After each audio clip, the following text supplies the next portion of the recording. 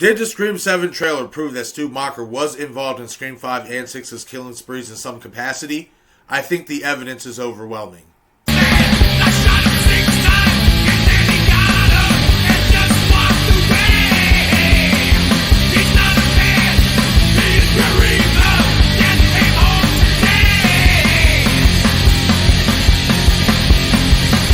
What's going on, horror fanatics? I'm Marcus. Welcome to our Shop 6 Times YouTube horror movie channel. In this video, I'm going to be discussing how I believe Scream 7 may lean into the long-standing theory that Stu Macher, if he is revealed alive in this film, was in fact involved in Scream 5 and Scream 6's killing sprees in some capacity. I will also be giving my thoughts and theory on why I believe Stu would want to burn down his old house, as well as Roman Bridger's involvement in this 7th film. If you're a fan of Scream and other horror movie related content, please shoot the video a like. It helps with the YouTube algorithm. And if you are a new viewer of the channel, shoot that subscribe button followed by the bell icon for all content updates. Alright everyone, so ever since the Scream franchise was rebooted back in 2022, the biggest theory and wonder has always been whether creators would revisit the original Scream 3 concept and reveal that Stu Macher is a killer that we thought was dead, that is in fact alive and still active in Ghostface killing sprees that are taking place. And though we did not get that reveal in Scream 5 and Scream 6 of Stu being revealed alive, there were definitely a lot of clues that still kept the theory and idea alive. And when you fast forward to Scream 7 and the fact that Matthew Lillard is returning as Stu Macher in this film, and when you look at the trailer and listen to the dialogue, it is very obvious that this storyline is going to be heavily rooted around the Stu Macher character. I think the two biggest Stu clues that a lot of fans and content creators are talking about in regards to the Scream 7 trailer leaning into the idea of him possibly being alive is the fact that in the dialogue for the Scream 7 trailer, you hear Ghostface say to Sydney, "Nice little town you found, reminds me of where we grew up." Obvious reference to Woodsboro, and as we know, Stu is from Woodsboro, so you can easily tie that dialogue into him if you definitely are a fan of the theory of him being alive. As well as the Stu Macher residence being the opening scene of the trailer. So this is obviously them telling us that Stu Macher's character is going to loom large over this film. Another line of dialogue that has Stu truthers hopeful of a return, or at least hopeful that Scream 7 is going to lean into this idea, is the dialogue that we hear from Ghostface when he says to Sydney, "I'm not hiding, Sydney, not this time." A lot of Stu truthers believe that in the aftermath of Scream 1996, Stu may have faked his death, maybe with the help of Roman Bridger. We'll get into that a little bit later. And he could possibly have been a killer who, after all these years, has been hiding in plain sight as a killer who has also still been active, like he has been a part of these killing sprees since the events of 1996, just unseen. And I believe when you look at the Scream 7 trailer in a particular scene, and when you listen to that hiding dialogue, it takes on a whole new, deeper meaning for the Stu Macher character that I believe a lot of fans and content creators are not picking up on. The reason the hiding dialogue holds great significance in tying into the Stu Macher character is because we have actually seen this from the character before. Granted, he was in costume, but it is well documented that it was Stu who was the killer that was hiding in Sidney Prescott's house in her closet in the original film. And what do we see from Ghostface in the Scream 7 trailer? That's right, we see Ghostface hiding in Sidney Prescott's house in her attic before eventually attacking her, her daughter, and I would also assume her husband Mark. That is a distinct clue, a distinct reference to the Stu Macher character. But I also believe that this scene in particular also could tie Stu into the events of the last two films as well.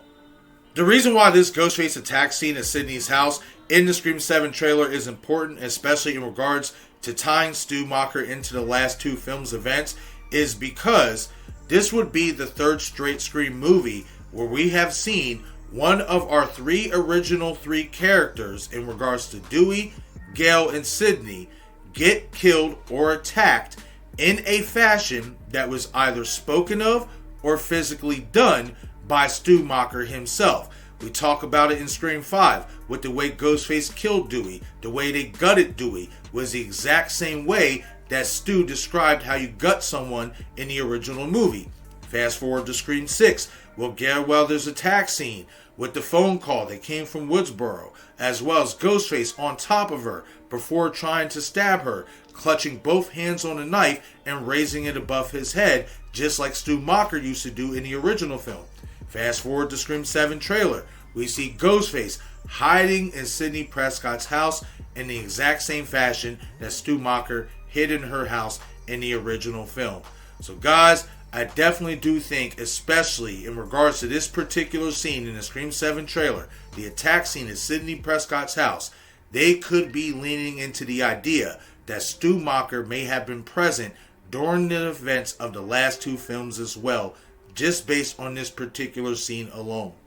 And speaking about the phone calls that are coming from Woodsboro, that is obviously another clue that you could say could point to Stu Macher being the killer in Scream 7, because Gale Weathers, much like Sidney Prescott, got a call from Ghostface that is from a Woodsboro number. Now granted, on Sidney's phone you don't see the actual phone number, so you can't tell if it's the same number that called Gale in Scream 6.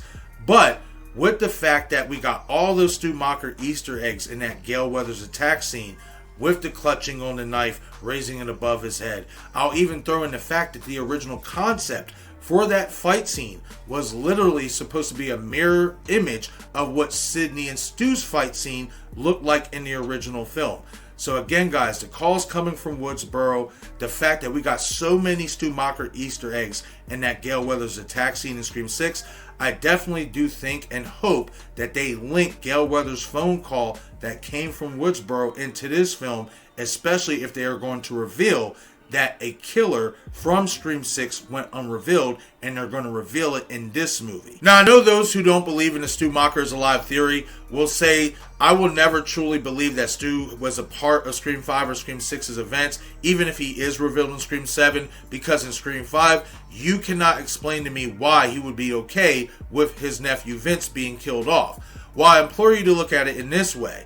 The reason why I think you can make a case for Stu being involved in the last two events without actually having to be seen or present is because maybe he wasn't involved with Richie and Amber in Scream 5 and he had nothing to do with the Bailey families in Scream 6.